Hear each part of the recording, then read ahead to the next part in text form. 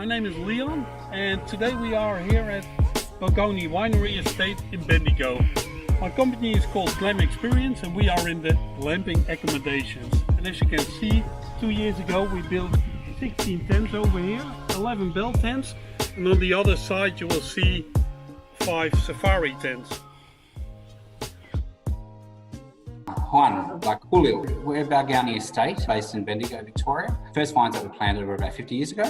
We started off with a winery space, which then developed into a winery with a cellar door, then a cafe. That's now been expanded to include accommodation, hence the glamping, with other accommodation as well. Restaurant, cellar door. Yeah, so it's actually expanded quite a bit over the last 4 years. Glamping was a point of difference for the region.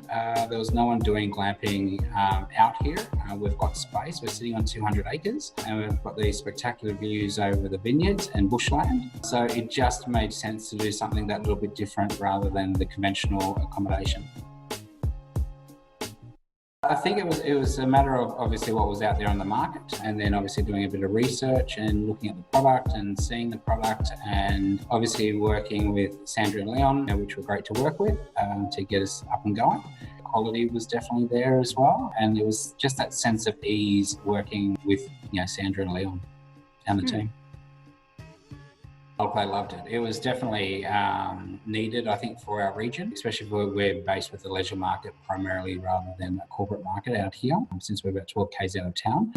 And it would just actually finished off, the missing link, I think, with the winery. Definitely was an added bonus to do something like this. And it works on so many levels. It's just not, we do weddings out here, so wedding guests are excited because they're not just coming to a wedding, they're getting an experience at the same time. Same thing with the leisure market. They can have a beautiful meal in our restaurants, magnificent wine, they can just relax, they can go for a 2.5k bushwalk. So yeah, definitely just I think was that missing link that we needed something like a glamping experience just to finish off the puzzle really. That was a process. Definitely got packages which includes glamping, cheese platter on arrival with a bottle of wine, complimentary cellar door tasting, and then with a $100 voucher for the restaurant. Or they can just use it for wine sale as well. So it's called our deluxe package, and that's still going now. And that's definitely one of our more popular packages. We don't have cooking facilities in tents themselves because we want people to come in and actually enjoy our food and enjoy our wine and enjoy the whole experience. If people want to bring their own, that's okay. We've kept it away from the central area as well, so it just has that sort of privacy factor to them as well. It's not too far away, but it's far away enough. Yeah, so no, it's worked well. It's been an interesting mix because when our life wasn't affected by COVID, I was quite surprised on the international market who might be going to spend a couple of weeks in Melbourne with relatives and want to get out and have an experience while the relatives are at work, for example. So we found that we had quite a lot of international midweek, which was interesting. Definitely, obviously, interregional and Melbourne-based and wanting to get out. It's actually a nice drive to get out and you feel like you've really gotten away. The other interesting part of it's been is the staycation crowd who are locals and wanting to do something different. So primarily in the restaurant, majority was actually locals, and what we're finding is it's definitely a lot of interstate and inter-region, metropolitan sort of clientele coming through. Okay. Look, to be honest, the groundworks were really expensive. That was definitely, I think, something that was a bit of a shock. However, we needed to have it. Obviously, we're on town services, so to get the sewage down there, the water down there, electricity down there, gas down there. So that was a big investment as what it would have been to actually set the tents up originally. In saying that though, it makes sense. So, because we can offer those modern conveniences on their doorsteps or of the tents, which is great.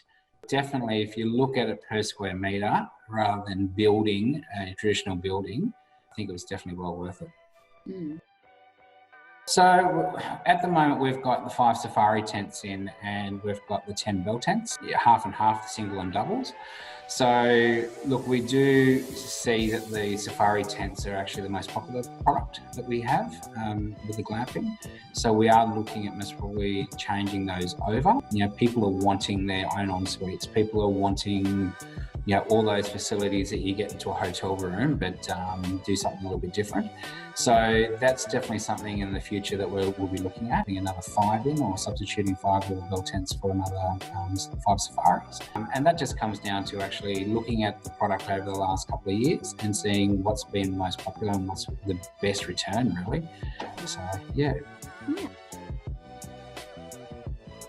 I think they're surprised, you know, because we've got heating and cooling, obviously there's running water, you know, there's coffee machines, you know. I think that it's actually going above and beyond their expectations of what they think they're getting, because it's got everything that you need in the tents just to chillax for the weekend if that's what you want to do, you know, and comfortable bed. So all of those sort of modern cons in a glamping setting has really, I think, blown a lot of people's expectations. It just comes down to the experience and the point of difference, you know, and that's exactly what it is. I mean, being the leisure market, people are always looking for something a little bit different, but they want all the facilities. So it's not like you're on, you know, 20-acre farm and you've just got a tent. We can offer a whole package of, you know, yes, you can just be in your tent for the night or the weekend, and just, you know, just enjoy the space. Or if you want to come wine tasting, or whether you want to come and eat in the restaurant, or if you want to go for the bushwalk, you're more than welcome to. We're only 12 kilometres out of Bendigo. So again, if they're staying a couple of nights and want to go for another experience at one of our other great restaurants, they can. We've got a beautiful heritage sort of, you know, walks and trails and buildings. And there's so much in Bendigo that people can experience rather than just coming out to us for our tents. It just gives people options. And a lot of people just, they get excited about the options, but once they're here and they're relaxing, a lot of the time they just don't even leave. The ongoing support from the organisation has been great. You know, we're looking at ways to better the actual product wherever we can. And Sandra and Leon have been fantastic in, you know, listening to that advice and assisting us as soon as they can, which is great. As a partnership rather than a relationship, that's something that's really, really important, especially moving forward. Cheers.